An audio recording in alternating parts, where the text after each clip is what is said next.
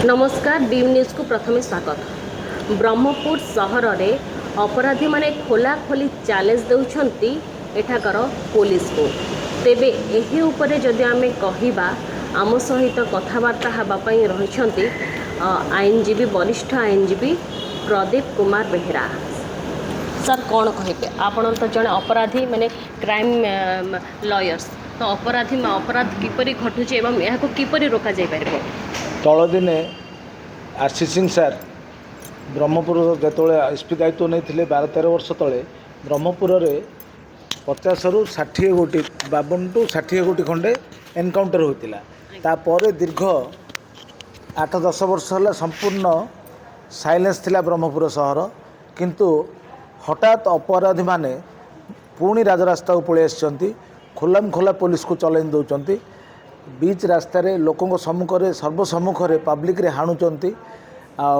Gopalpur case रे से माने डायरेक्ट धमक देले एवं बंधुक मुनरे एवं हत्या मध्य करदेले। निहत रूपे जदि आमे कहिबा साधारण लोक माने ए सब देखिकी ब्रह्मपुर रे भयभीत मध्य थिबे तो पुलिस कोन जनसाधारण मानक कोन वार्ता भी मध्य देइथिबे भयभीत होंतु कि नाही ए सब कोन ये सब घटना को नहीं पुणी ब्रह्मपुर पुलिस जो साधु सन्त एकदम निर्माया एसपी महोदय ब्रह्मपुर श्रवण भी बाध्य हो अस्त्र धरती कृष्ण भली एवं ब्रह्मपुर सहर में 10 दिन में 5-5टी एनकाउंटर होची आज्ञा एवं तत्सहित पुलिस पेट्रोलिंग व्यवस्था कड़ाकड़ी कर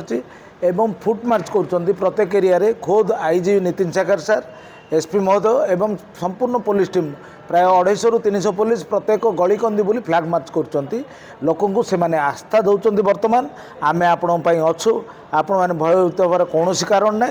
जदि दरकार हुए अपराधी गार दियंती ताहले आमे पुणी एनकाउंटर कर सावाड़ करूँ यही मेसेज दौरान।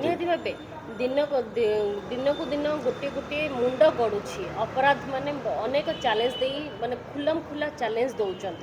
यही परिप्रेक्षी रे जदि आमे कहिबा पुलिस मध्य जनसाधारण मानक पई किछि वार्ता देइछंती कि पुलिस सर्वसाधारण अनुरोध करचंती जो जगार एपली घटना है सांगे सांगे आपण पुलिस को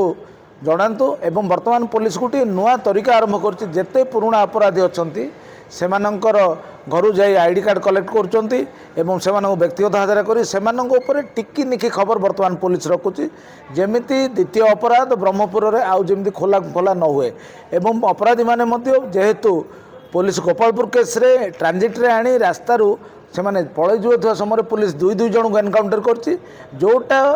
अपराधी मानक मन रे एक प्रकार भय सृष्टि करछि। कारण आमे एगुड़ी को केवल सिनेमा रे ही देखिथिलु जहाँ वर्तमान सत होछि ब्रह्मपुर शहर रे एवं